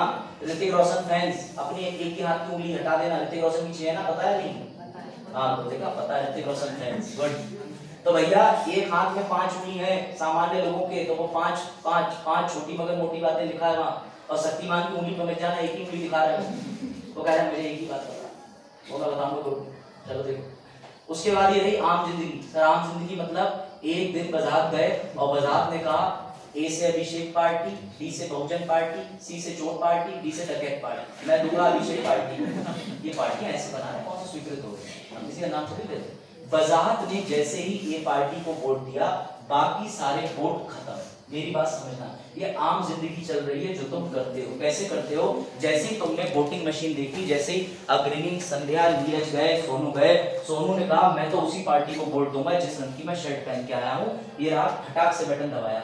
अब क्या सोनू दोबारा वोट डाल सकते? एक बार वोट पड़ गया, अब सोनू कह रहे हो मेरा गाँव में भी वोट है मैं दोबारा डालूंगा। सोनू को वाला वोट नहीं, 2-3 हजार बार 3500 चल रहा था, चलो आगे वो वाला वोट नहीं। कहने का मतलब ये है ये नॉर्मल जिंदगी की तुमने ए पे वोट डाला, बस अब तुम पोल से निकले घर आ गए। इसे कहते हैं भैया FTPP, यानी भैया ऐसे होता है, इस वोट का मैं नाम लिख के लाया हूं, उससे पहले प्रक्रिया समझ लो ताकि तुम्हें समझ में आए कि सर फर्स्ट पास्ट वोट की बात कर रहे हैं क्या होता है। अब ध्यान से सुनना, 4 पॉलिटिकल पार्टी खड़ी होंगी। सनी बहुत ध्यान देना, ए पॉलिटिकल पार्टी को 40% वोट मिले, बी को 30 मिले, सी को 20, डी को 10। बताओ सनी कौन सी पार्टी जीती? सिंपल है, सिंपल है, ए पार्टी जीती।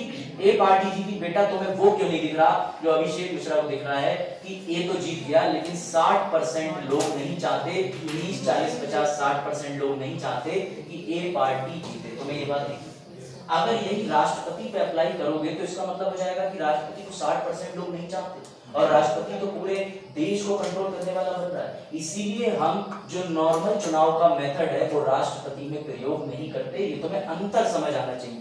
सर हम नॉर्मल चुनाव कहाँ प्रयोग करते हैं? बेटा MLA, MP, ये जो सब विधायकों को तुम वोट देते हो, वो क्यों देते हो? क्योंकि वो इजी होता है, जल्दी आ जाता है, तुम्हारे हिसाब से इकोनॉमिकल होता है, कराना आसान होता है। लेकिन ये जो FTP या FPPS कहते हैं, यानी कि पहले मतदान से दूसरे बहाल हो जाए, इसे कहते हैं फर्स्ट पास्ट पोस्ट सिस्टम। ये वाला तुम लोग वोट डालते हो, राष्ट्रपति के चुनाव में ये नहीं चलता, वहां चलता है अनुपातिक प्रतिनिधित्व। अभी समझाऊंगा, कोई डाउट? फिर से टेबल छोटी करके देख लो। सर आपने हमें ये बताया ये है आम जिंदगी, यानी कि सर अभी 5 साल 2024 में चुनाव होंगे, वहां मैं जाऊंगा, मैं एक पॉलिटिकल पार्टी को कल भी वोट देंगी खट्ट से, बाकी जितनी भी पॉलिटिकल पार्टी है उन्हें छोड़ के चलिए। लेकिन राष्ट्रपति चुनाव में ऐसा नहीं होता, क्योंकि यहाँ 40% पे सरकार बन रही है, लेकिन 60% लोग नहीं चाहते कि अभिषेक पार्टी जीत जाए। बात समझ रहे? आप समझो ध्यान से। तो क्या इस हिसाब से तुम्हें लगता है कि ये उचित मंशा है जनता की? नहीं। लेकिन ये क्यों जरूरी है? तो इसलिए जरूरी है, ये आसान जल्दी रिजल्ट आता है। लेकिन राष्ट्रपति वाले में ऐसा नहीं होता। राष्ट्रपति वाले में चलती है मेंटोर जिंदगी। मेंटोर जिंदगी मतलब आम जिंदगी, समझ गए? जोक देखा किसी ने? नहीं। विज्ञापन आता है, ये आम जिंदगी में जा रहे होते हैं सीधे क्लास में, तो टीचर निकाल देता है, फिर उल्टे चल के जाते हैं, टीचर देखता है, कहता है कहाँ जा रहे हो, बैठो। तो विज्ञापन देखना शेयर करो, बाकी लोग सोचेंगे ये विज्ञापन डाल रहा है, फ्रस्ट्रेटेड होता है। चलो यहाँ चलता है राष्ट्रपति जी के चुनाव में सबसे पहले कोटा। अब बजाज बोले सर कोटा यहाँ भी आरक्षण चलता है, भैया ये कोटा आरक्षण नहीं है। यहाँ का मतलब होता है जितने वोट पड़ेंगे, जितने पद खाली हैं, +1 से याद रखना। ये है कोटा का फॉर्मूला। इस कोटा का मतलब है जितने वोट प्लस जितनी राष्ट्रपति की वैकेंसी। कितने राष्ट्रपति होते हैं तुम्हारे यहाँ? एक। तो नीचे लिखा 1 +1, ऊपर भी +1। ये फॉर्मूला ऐसा ही है, ये रहा फॉर्मूला। कोई ये मत कह देना सर ये फॉर्मूला ऐसा क्यों है, भैया मुझे भी नहीं पता, इस पर पीएचडी नहीं करनी, बस ये फॉर्मूला है तो है। इसे कोटा कहते हैं। कोटा मतलब जितने वोट पड़े, बराबर में जितने कैंडिडेट थे एक, उसमें एक जोड़ो और +1 जोड़ो। इसे फिलहाल मैं सॉल्व करके लाया हूँ फॉर्मूला को। वो ऐसे लाया हूँ कि मान के चलो, तो मैं क्या हुआ लिख रहे थे, लो लिख लो भैया, लो लिख लो, पहले लिखी।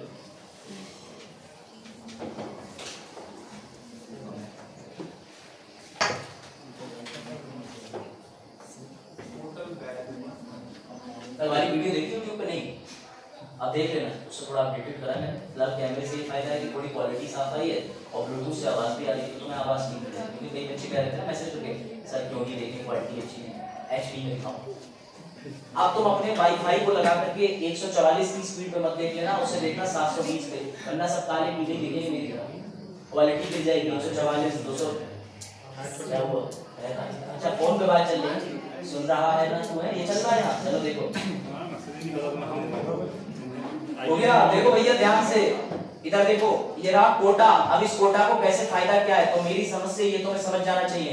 सर अगर 100 वोट पड़े तो राष्ट्रपति के पद में एक नंबर जोड़ के 2 बना और इधर प्लस बने, यानी 50% प्लस बने। नहीं समझे? 100 वोट डिवाइड बाई 2, इसमें एक जोड़ना है। तो कुछ भी कर लोगे 51% ही आंसर निकल के आएगा। कुछ भी कर लोगे 51% ही आंसर निकल के आएगा। हमारे आम मतदान सूची में 60% लोग सहमत नहीं थे ये पार्टी से, फिर भी सरकार बन रही थी। यहाँ बेटा 51% लोग सहमत होंगे तभी राष्ट्रपति बनेंगे, वरना नहीं बनेंगे। ये है कोटा का फॉर्मूला, ये है कोटा का मास्टर प्लान। कोटा मतलब राजस्थान की बात नहीं हो रही, समझे सर? वो वहीं पड़ती। Total votes poll, total number of candidate, बात खत्म। अब आगे बढ़ते हैं। इसे कहते हैं भैया कोटा सूत्र। लो अब ये आता है तुम्हारे लिए थोड़ी सी टेक्निकल लेकिन आसान चीज। इसे कहते हैं वोट वैल्यू। सर आपने बताया था अनुपातिक प्रतिनिधित्व होता है। बेटा राष्ट्रपति को ना एमएलए वोट देते हैं और एमपी वोट देते हैं। मैं रिवाइज करा दे रहा हूँ। एमएलए कौन? एमएलए भैया वजाहत ने पीलीभीत के अंदर एक विधायक चुन रखे हैं, ये एमएलए बोले जाते हैं, member of legislative assembly. UP के अलग है, बिहार के अलग है, एमपी के अलग है, गोवा के अलग है। जितने भी राज्य हैं और 2 केंद्र शासित प्रदेश भी हैं, दिल्ली और पुडुचेरी, इन सबके हैं। इन सब के विधायकों की वैल्यू निकाली जाती है। क्यों निकाली जाती है? जहां ज्यादा आबादी वहां ज्यादा वैल्यू। इसी को कहते हैं अनुपातिक प्रतिनिधित्व, प्रोपोर्शनल रिप्रेजेंटेशन। प्रोपोर्शनल का मतलब जनसंख्या से डिवाइड कर दो किसी शहर में, किसी राज्य में या किसी प्रदेश के अंदर कितने एमएलए। जब उनसे काट के संख्या निकालोगे तो सामने जो संख्या आएगी उसे अनुपातिक प्रतिनिधित्व कहते हैं। कैसे? देखो, जैसे मुझे यूपी की वैल्यू निकालनी है बेटा, अगर मुझे उत्तर प्रदेश की वैल्यू निकालनी है तो उत्तर प्रदेश की आबादी बटे में उत्तर प्रदेश में पीलीभीत, बरेली, 75 जिले जोड़ के कितने विधायक हैं, वो सारे विधायक गुणा 1/1000। पीलीभीत की पूरी आबादी, पीलीभीत की नहीं, बाजार कहां की आबादी पूरी? उत्तर प्रदेश। उत्तर प्रदेश की पूरी आबादी नीचे पूरे उत्तर प्रदेश के टोटल विधायक गुणा 1/1000। ऐसे ही मुझे बिहार की निकालनी है तो सुनील क्या करना पड़ेगा? बिहार राज्य की आबादी बटे बिहार के टोटल विधायक गुणा 1/1000। चरण मध्य प्रदेश की निकालनी है तो वेरी गुड। कौन बोले स्टेट चेंज? शाहरुख खान भी बन जाते हैं पूरा। अच्छा ठीक। हाँ सामने फॉर्मूला पढ़ो। आबादी कहां की? एमपी की पूरी, और एमपी के अंदर विधायक तो होंगे, गुणा 1/1000। अगर उत्तर प्रदेश में 75 जिले में 403 विधायक हैं तो और उत्तर प्रदेश की आबादी 24 करोड़ है बेटा, 24 करोड़ बटे 403 गुणा 1/1000 तो निकल के आएगी उत्तर प्रदेश के विधायक की वैल्यू। सर हम यहीं पे रुक जाएंगे? अभी यहाँ नहीं रुकना है। अभी बस पहले तुम इतनी चीज समझ जाओ कि ये जो मैंने फॉर्मूला यहाँ लगाया है, इस फॉर्मूले से यूपी, बिहार और अन्य राज्यों की आबादी का वोट हमने निकाल लिया। आबादी मतलब एमएलए का। लेकिन जैसे ही यहाँ पर जो संख्या निकल के आई उसे x बोलेंगे। अभी भी विधायक की वैल्यू नहीं निकली। विधायक की अगर तुम्हें वैल्यू निकालनी है तो अभी भी तुम्हें उसे गुणा x से करना पड़ेगा। कैसे? यूपी का फॉर्मूला लगा के जो आंसर आया उसे बोलोगे x। लेकिन यूपी के अंदर टोटल विधायक है 403। अब उस वैल्यू को 403 से गुणा करोगे। मैं फिर से तुम्हें समझा दे रहा हूँ, ये x पकड़ के चलना बेटा। ये जो x है ना, x ये कहां से आया? तो बजात ये x यहां से आया, इस फॉर्मूला से। इस फॉर्मूला से ये फॉर्मूला निकाल के दे रहा है, ये फॉर्मूला निकाल के दे रहा है x, यहाँ वाला x बेटा, यहाँ वाला समझ रहे हो? ये फॉर्मूला तुम्हें x निकाल के दे रहा है। उसके बाद तुम्हें क्या करना है, यूपी में जितने विधायक तुमने जनसंख्या के नीचे रखे थे फॉर्मूला में, उतने ही विधायकों से गुणा मारना। ये काम तुम्हें सभी के लिए करना है, फिर निकल के आएगा टोटल सभी राज्यों का। कोई डाउट? फिर से पूछो, फिर से सर एक बार रिपीट कर दो। स्लाइड दिखा दो, पीछे वाली, ये वाली, ये वाली, चलो ये वाली। ऐसे आंध्र प्रदेश में कितने विधायक हैं? 175। उससे पहले हमने आंध्र प्रदेश के एमएलए की वैल्यू कैसे निकाली सर? जनसंख्या बटा 175 गुणा 1/100। लेकिन जो 175 आए हैं उनको फिर से x से मल्टीप्लाई करेंगे। पर ये x कहां से आया? ये x हमने पीछे वाले फॉर्मूला में एमएलए की वैल्यू के लिए निकाला था। अगर तुम इतना नहीं कर पा रहे तो सी सेट तुम्हारे लिए टफ ही रहेगा। फिर पिछली बार वाला सी सेट तो तुम्हारे लिए होता न्यूक्लियर मिसाइल, क्योंकि इतनी गणित चाहिए। बैग उठा लिया अपने, इतना नहीं मार रहा। तुम्हारी लाइफ में वैल्यू बाई जेट। अग्रेनी वैल्यू ऑफ x समझ आ गई? बहुत वैल्यू होती है x। x मतलब यहाँ बहुत वैल्यू, संख्या लाखों में आती है, लाखों में। तुम लोग अलग ही दुख में हो, उधर फोन मिला लिए गए हैं, इधर सर x। चलो देखो, ठीक है ना?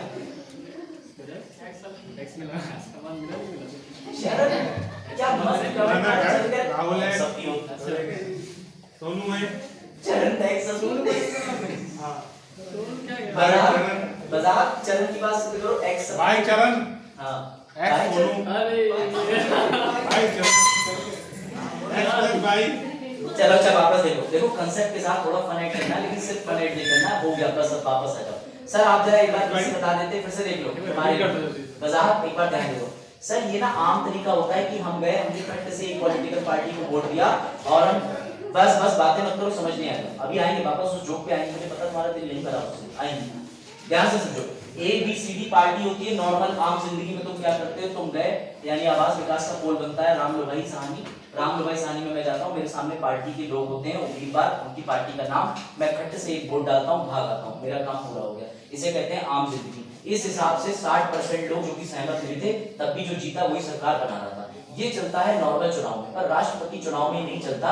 राष्ट्रपति चुनाव में कुछ भी हो जाए, 51% का बहुमत लाना ही लाना है, लाना ही लाना है। इसे कहते हैं कोटा, इसे कहते हैं सूत्र, इसे कहते हैं फॉर्मूला। सर इस फॉर्मूला के लिए क्या करते हैं? इसके लिए अनुपातिक प्रतिनिधित्व करते हैं। हर एमएलए की वोट वैल्यू निकालेंगे। कैसे निकालेंगे बेटा? ध्यान से सुनना।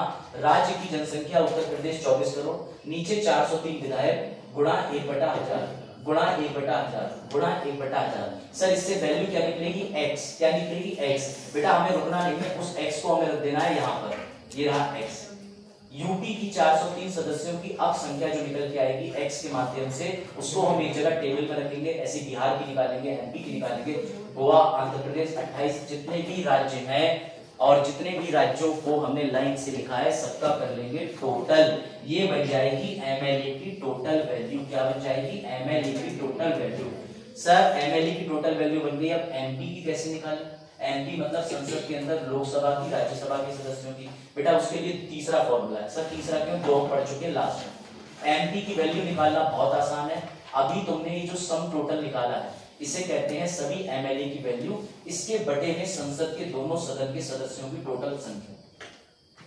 एमएलए की टोटल वैल्यू, जितने भी अलग अलग राज्यों को तुमने एक जगह जोड़ा, उन सब राज्यों की वैल्यू, सब राज्यों की वैल्यू के बटे में करोगे तुम संसद के कौन से 250 और 550 में जितने लोग चयनित हैं उनकी वैल्यू रखने के बाद डिवाइड मार दोगे, वैल्यू निकल के आ जाएगी एमपी की। नहीं, अभी जितने एमपी हैं उनकी फिर मल्टीप्लाई एक्स से होगी, यानी इस फॉर्मूले में भी तुम्हें एक्स मिलेगा। मैं भी रिपीट करूंगा, ऐसे करता ये आएगा, ये निकल के आएगा। आंध्र प्रदेश ये रही, अलग अलग जगहों की वैल्यू रही बेटा। इसका ये जो टोटल आया, ये टोटल ये 549,495 ये इस जगह पे लगाया जाएगा। देखो एमपी का वोट निकालने के लिए सर आपने बताया पहले जितने भी राज्य हैं उनकी आबादी गुणा विधायक गुणा 1/1000 ये रहा, उसके बाद मल्टीप्लाई एक्स से करी थी तो जो वैल्यू निकल के आई वो ये रही, जिसका टोटल ये बना। ये सभी एमएलए यानी सभी राज्यों की वोट वैल्यू है, यूपी बिहार एमपी उनकी राज्यों के विधायकों की वोट वैल्यू 549,495 आ गई। 549,495 को हमने क्या करा, इसको हमने इस खांचे में डाल दिया ताकि हम अब निकालें संसद के सदस्यों की वैल्यू। तो हमने संसद के सदस्यों की वैल्यू निकालने के लिए जो 549,495 आई, इसे किससे भाग दिया 543 और 233 से। सर 543 क्यों, क्योंकि 2 एंग्लो भारतीय थे जो नामांकित किए गए। 233 क्यों, क्योंकि बाकी के जो लोग हैं वो राज्यसभा में नामांकित किए गए थे 12। ठीक है, इसकी संख्या बनी 776। कुल मतदानों को 776 से डिवाइड करा 708 आई, लेकिन फॉर्मूला ये कहता है कि 708 की गुणा तुम्हें 776 से करनी पड़ेगी, क्योंकि जितने भी एमपी का टोटल है उसे उस एक्स की वैल्यू से मल्टीप्लाई करो। सर तुम्हारे सामने अब नया एक आंकड़ा निकल के आएगा 549,408। इसमें से 549,405 एमपी की वैल्यू, सॉरी एमएलए की, और 549,408 किसकी वैल्यू है, ये एमपी की। एमएलए की वैल्यू ये रही पहली वाली जिसके नीचे अंडरलाइन है, गोला वाली वैल्यू जो है वो एमपी की। अब इसमें से ये लोग वोट देंगे, क्या ये वैल्यू बदल सकती है? हाँ, लोकसभा राज्यसभा की अलग अलग वैल्यू ये निकल के आती है टोटल। मैं फॉर्मूला फिर से रिवाइज कर दूं, एक बार रिपीट कर दूं। अभी इसके आगे जो चीज आ रही है ना वो और खतरनाक, मैं एक बार रिवाइज कर दूं। सबसे पहले कोटा समझे। कोटा का सिंपल मतलब है राष्ट्रपति चुने जाएंगे 51% वोट से। हमारी और पार्टियों के चुनाव की तरह नहीं, जिससे ज्यादा मिला वो जीते, बात खत्म। उसके लिए जितना उत्तर प्रदेश बिहार एमपी के अंदर एमएलए होते हैं, एमएलए मतलब विधायक सीधे सीधे उनको वोट देते हैं राष्ट्रपति को। तो जितने विधायक हैं उनकी वैल्यू निकालेंगे। विधायकों की वैल्यू निकालने के लिए जितने भी विधायकों को अंग्रेजी में एमएलए कहते हैं, मेंबर ऑफ लेजिस्लेटिव असेंबली। ठीक है, एमएलए की वैल्यू निकालने के लिए जैसे यूपी की निकालोगे, यूपी की आबादी 24 करोड़, यहाँ पर कितने विधायक है, पीलीभीत में 4 हो गए, बरेली में 4 हो गए, ऐसे जोड़ोगे तो 75 जिले में जोड़ जाड़ के 403 बने। तो 24 करोड़ आबादी को 403 से मल्टीप्लाई करोगे, अपॉन में रखोगे, डिवाइड करोगे, गुणा करोगे 1/1000, तो निकल के आएगा x। क्या निकल के आएगा x। उस x की दोबारा मल्टीप्लाई करोगे 403। सर 403 एमएलए से क्यों करेंगे, ताकि प्रत्येक एमएलए की वोट वैल्यू निकल के आ जाए। यहां तक खेल खत्म हो गया इस आंकड़े का 549,495। क्यों, क्योंकि जितने भी राज्य हैं, बिहार मध्य प्रदेश अलग अलग जितने भी राज्य हैं, ये उनके टोटल विधायकों की वोट की संख्या है, जिसके नीचे अंडरलाइन। यही काम तुम करोगे संसद के लिए। संसद के अंदर किसके लिए, लोकसभा राज्यसभा के लिए। उसमें तुम्हें आसान चीज है कि जो 549,495 आया है, इसको डिवाइड मार दोगे लोकसभा राज्यसभा के टोटल निर्वाचित सदस्यों को नीचे डालोगे, तो जब कट मारोगे फिर से x निकल के आएगा। सर उस x का क्या करें, उस x का लोकसभा राज्यसभा के जो टोटल मेंबर थे उससे फिर से मल्टीप्लाई कर दोगे। अब जो तुमने फिर से मल्टीप्लाई करा वो वैल्यू सामने है तुम्हारे 549,408 सर्किल में, यानी यहाँ x को ध्यान रखना, 2 बार x आ रहा है। राज्यों के समय x आया उसे टोटल विधायकों से मल्टीप्लाई कर, एमपी के समय पे संसद के समय पे जो x आया उसे हमने राज्यसभा लोकसभा से मल्टीप्लाई कर, तो ये 2 वैल्यू निकल के आएंगे। इसको मैं वैसे प्रैक्टिकल कराऊंगा, समय कम है लेकिन करना ही फॉर्मूला हाथ पे लिख के एक बार फिर से x का मान लिख के सॉल्व कराऊंगा, चिंता बिल्कुल मत करना। जब तक तुम्हें समझ में नहीं आएगा लेक्चर का फायदा ही है, ऐसे पढ़ा के आगे निकलना is not a my cup of T.